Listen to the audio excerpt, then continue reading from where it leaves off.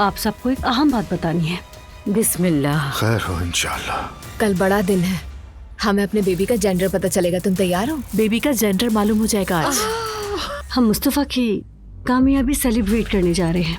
हमारे पास भी आपको बताने के लिए कुछ है। कल हमें बेबी का जेंडर पता चल जाएगा।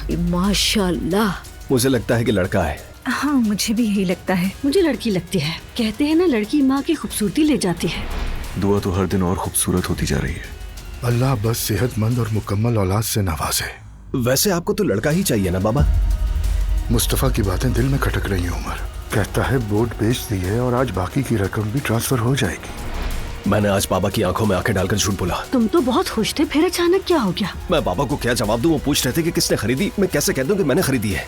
फिलहाल उसे किसी और के नाम कर देते हैं। क्या मुमकिन है ऐसा? मैं हूँ ना। सब रोमांटिक और खूबसूरत चल रहा था कि पता ही नहीं चला, और अचानक मेहदी की आवाज से मेरी आँख खुल गई। फातिमा, लेकिन इस सब में उमर का क्या कसूर? मुझे इस पोजीशन में डालने वाला वही इंसान है। फोन पिक कर लो प्लीज।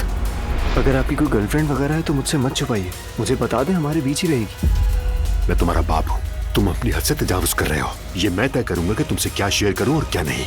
हद में रहा करो अपनी।